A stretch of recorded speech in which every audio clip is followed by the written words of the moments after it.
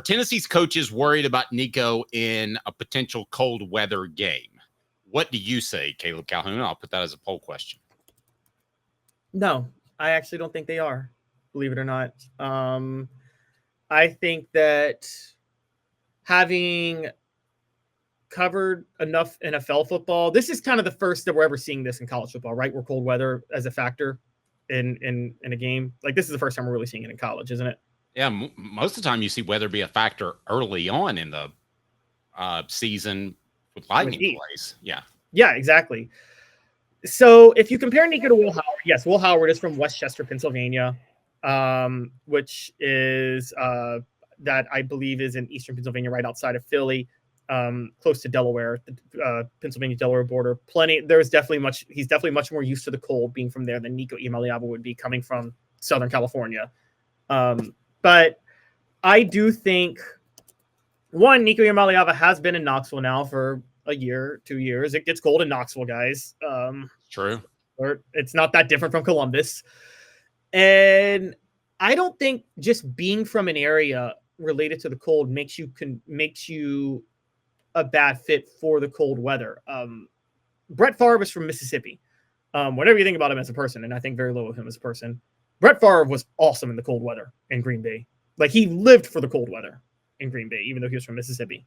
Well, I think there's something to be said, though, about the California cool quarterbacks that you're concerned about every time a player goes into a new environment. So you'd be concerned. It would be silly not to be concerned. Yeah, but the thing is, I would, maybe they're concerned, but how would they be any more concerned than Ohio? I mean, I know Will Howard's from Westchester, so he's more proven in the cold. Fair enough.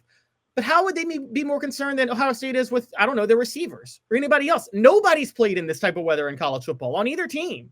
And I mean, this is where, like, it always bothered me when the Big Ten's like, why would you guys come play in the cold weather? I'm like, one, you guys play once November hits, you play all your games at noon during the warmest part of the day. And November's not December. The Big Ten schools have never played in cold weather games either.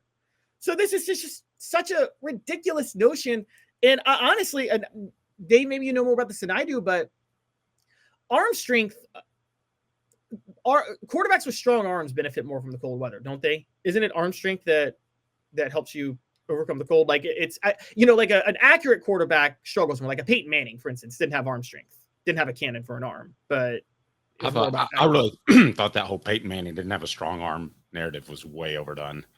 Well, okay, he had a strong enough arm for the NFL, but did you think he had was he ever in the top tier of arm strength in the NFL? Yeah, I thought he was first in the NFL his first few years. Yeah, I would have had him. Really? Top 25%. Interesting. Okay.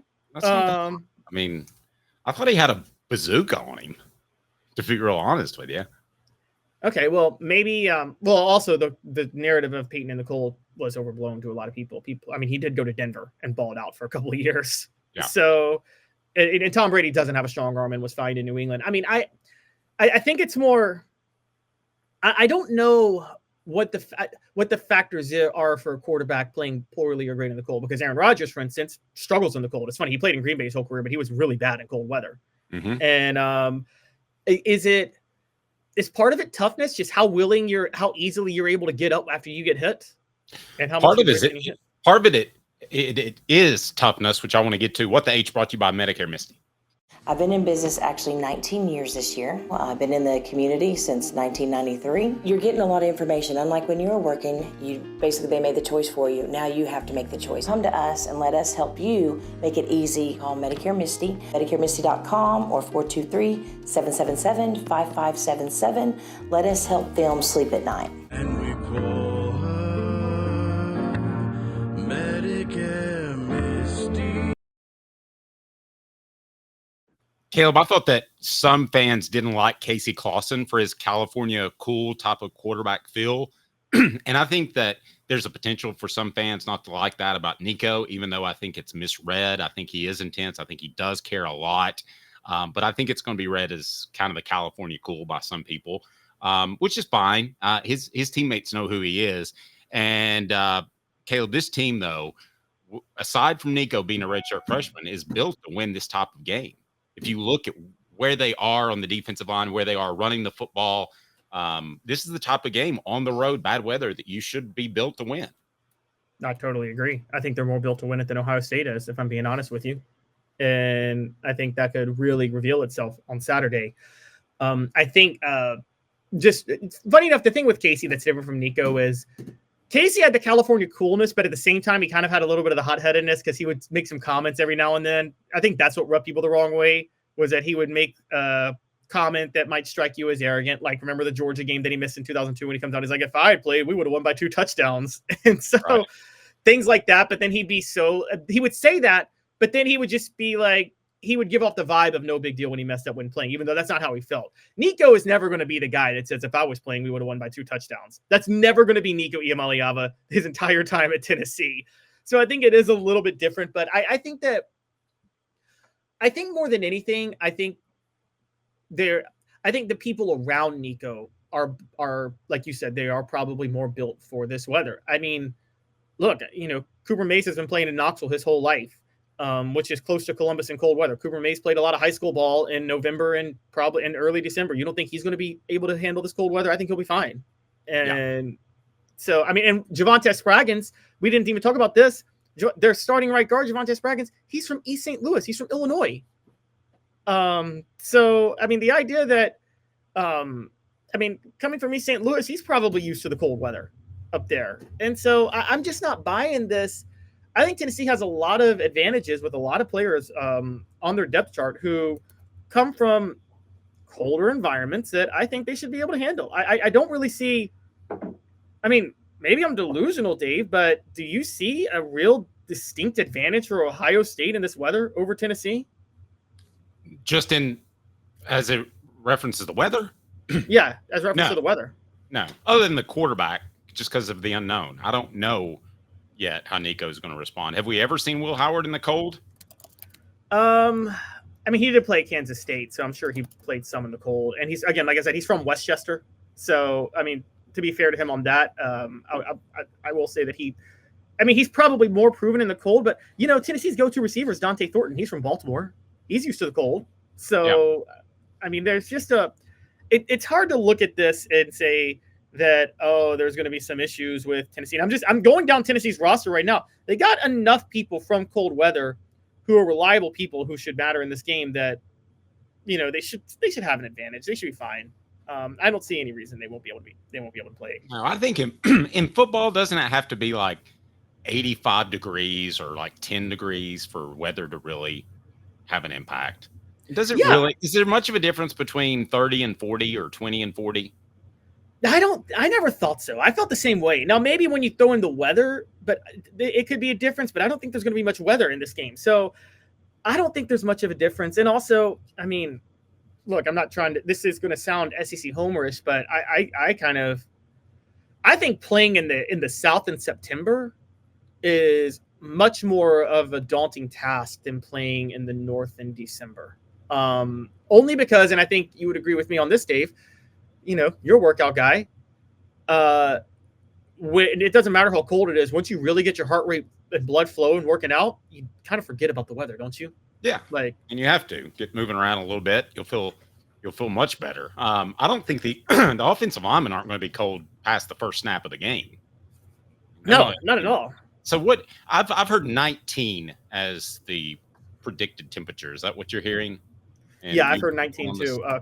Columbus weather is 28's the high tomorrow. It's going to get as low as 16, but it'll be like 24 when kickoff happens, and it'll probably stay 24 throughout the game tomorrow, which is kind of an interesting one. The funny thing is, we have to ask this question: is this going to affect the fans there? I mean, we keep hearing about how the SEC is not ready for the cold, but I just told you guys, Big Ten fans have never really dealt with this cold weather. I don't think fans in Columbus are used to going to a game in December in cold weather. And so I don't know. Am I crazy that like the Big Ten seems like they're getting affected by it? No, the only thing I don't really like about this first week of the college football playoff format is that it has this Big Ten feel to it. Since the Tennessee game's at Ohio State and then you have Notre Dame, it has a Big Ten feel to it. And Penn State's at home too. Yeah, that's the only knock I have on it. I don't know why that had to happen, but it just It's just the speaks way to it what you worked said out. so many times about how it seems like Greg Sankey's getting outdone by whoever's in charge of television contracts every second he turns around. Oh, he is. He is. He got played by the Big Ten. Now I'll say this. Can we just throw this part out there though? It's the Big Ten feel is kind of nice right around Christmas because that cold weather, like you get it. Like, we all love a Christmas story, right? You know, that cold weather, a Christmas story vibe. You know, you feel like America's heartland. I mean, I kind of get it. That specific time of the year, it's like it's actually great. It's actually a great vibe. But you are right. Like, let's be honest. I don't. Again, I've talked to you guys about this at length. I've talked about how Ohio State, I think, had a better resume than Tennessee. But if Greg Sankey was to get any benefit from the cheap contract he accepted from ESPN, it should have been at least Tennessee getting preferential treatment in a matchup like this, and that didn't happen. But again, I'm thinking, I don't know what you think. Given the morale of Ohio State, there's a chance being on the road could help Tennessee because again, if things go bad early in this game, Dave, I mean, let's talk about this. We talk about the cold weather. It's a lot harder to stage a comeback in football in cold weather, isn't it? You get behind, your morale gets low. The cold starts to beat down on you just a little bit more. I don't know. They did it in Notre Dame back in '91, wasn't it? They did. Yeah, they did do it in Notre Dame. But remember how that happened. There was a blocked field goal that they ran back for a touchdown that, that kind of – was it as cold then? It wasn't 17 degrees, I don't think, the way it is right now. I think it was pretty cold. I could text Mike Stoll and ask him. I mean, yeah, it happens. I just think it's harder. I mean, think about you when you watch the NFL playoffs. You ever see big comebacks in the cold weather in the playoffs? No, they're usually in the dome games, aren't they? Yeah, usually. But are you saying we're going to have less exciting games because they're at home field sites? Is that what you're? I'm saying they're going to be more defensive oriented, so it's going to be harder to come back if things go bad early. And if things go bad early, those Ohio State fans who are already unhappy about Ryan Day, the cold weather is going to get to them. Have you ever, guys? I'm just going to ask you guys this on a, and this is a proven thing. Medical science proves it. Okay, when you have anxiety of any kind, when you have when you feel any sort of demoralization, you go sell your television rights for way too little. Well, yeah, there's that. The cold weather actually magnifies it and exacerbates it. So if you ever, yeah. And so the minute things go just a little bit wrong for Ohio State and the players are going to get anxiety and the fans are going to feel demoralized. You are so Dr. Calhoun into this. I am. Things will melt down just enough where Ohio State, I'm telling you guys this right now, they can't afford to have a bad start in this game. Now, I will give you this. One of the ways that I think Tennessee could be undermined by the weather is there wasn't much of an issue with fumbles, but Dylan Sampson had 3 consecutive fumbles, and that could cause for a looser handle. And those Buckeye defenders are well aware of that. I think that it's harder. What's harder, they're holding on to the ball or wrapping up and tackling in the cold? Probably holding on the ball. Brought to you by Dynasty Pools and Spas.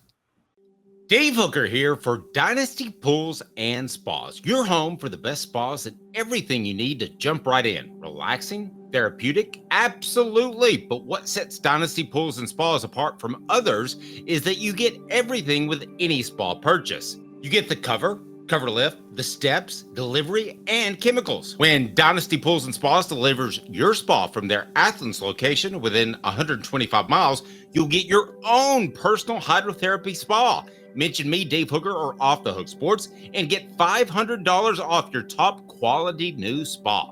Dynasty Pools and Spas, just off the Athens exit. Drop in and receive a free gift from Off the Hook Sports, Dynasty Pools and Spas. Mention Off the Hook Sports for a drop-in prize and that $500 discount, Dynasty Pools and Spas. To check out some of the Dynasty Spa models and to buy spa chemicals, go to dynastypoolsandspas.com. This coming out being reported by the News Sentinel. Ohio State's athletic director told Buckeye fans not to sell their college football tickets to rabid Vols fans. Now, StubHub is reporting that it's selling more tickets to Tennessee fans than to the Ohio State crowd. It's at about 42% of what I'd seen, as opposed to about 24% I'm sorry. We've got that. Yeah, we talked about that the other day. Okay, yeah. With the, and it got even better because look, Ohio State. As I said this yesterday, Dave. They're embarrassing themselves because not only did he come out and say that, which you don't do, but then then yesterday, or 2 days ago, Ohio State's director of campus police came out and said, we have a plan in case Tennessee fans try to tear down the goalpost. I'm like, it was a joke. It was a troll. And you guys now have like legitimized it by saying you have a plan in case Tennessee, like they're obviously not actually going to tear down the goalpost. It'd be Okay. classic if they did.